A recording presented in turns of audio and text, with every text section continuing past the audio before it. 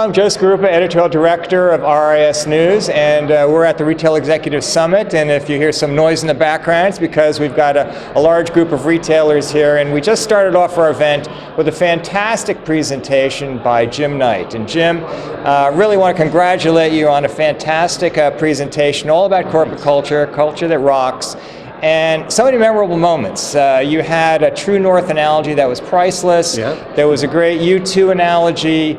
There was a great Chick-fil-A video. Why don't you pick one of those or any other example that you can think of that gives us a flavor, and everyone who's watching, of your presentation? Oh, wow. Out of those three, I mean, you got the best ones for sure. I think probably, I use that U2 analogy quite a bit.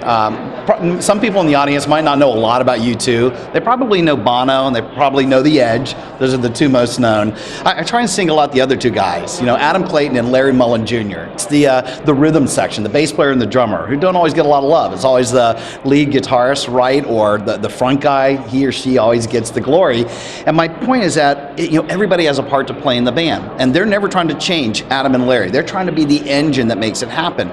Once you get to everybody on the team and you can get them to understand what their role is, you're unstoppable. And I think some of the greatest companies in the world, they communicate on a regular basis. They do it so well that they get to everybody and go, here's why your role is important. And when that happens, man, you're world beater. So I love using that analogy. I take a little bit more time, and we've got some yucks and some humor along the way. But yeah, that's a good analogy. I think anybody can use it. And probably when it comes to technology or even retail in general, when you can get and talk about the heart of the house employees again, who maybe don't get a lot of love, that's probably a good place to start. There were a lot of laughs, and they do help that edu-infotainment. Edutainment, I like to say. Yeah, education and entertainment. Yeah, and so many others that I remember too. But let's not forget that there was a bunch of retailers in the room. Yeah. And I know you speak to a lot of different crowds, a lot of different industries.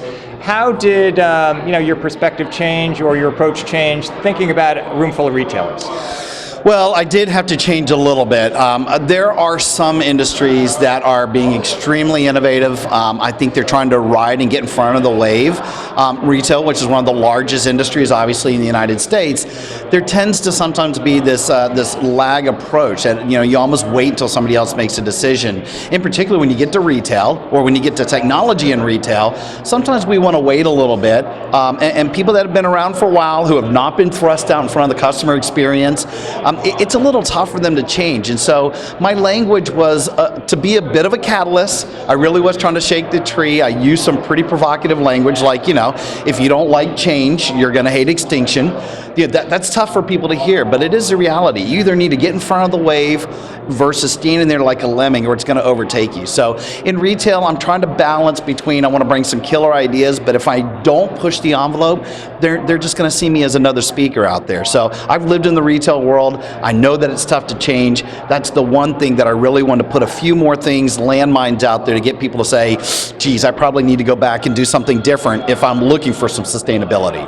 Now, because of your experience in talking to all of those industries and knowing so many good examples, a student, right, of corporate culture, who's really doing it well? Well, that's another great question. I think there are some pretty interesting companies. If it was just in this industry, I think Lego actually does a very good job. Believe it or not, Zappos, a lot of people now have discovered Zappos in the last 10 years. If you were to told me that some online shoe company was going to be one of the most relevant company cultures out there, I'd be laughing at you. Pike's Place Market. So Pike Place Market in Seattle is the #1 tourist destination in Seattle.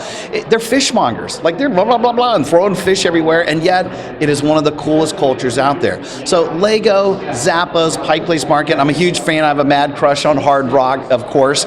I do think that there are some brands like Chick-fil-A, that you mentioned that earlier. That's one of the videos that I show. That's in restaurant, but I think you could look at them in any industry and get in front of that and think, boy, from a culture and maybe even a service standpoint, which is a part of that, if you can make yourself known, people will follow you. And Southwest, another really good one. I fly Southwest and Delta.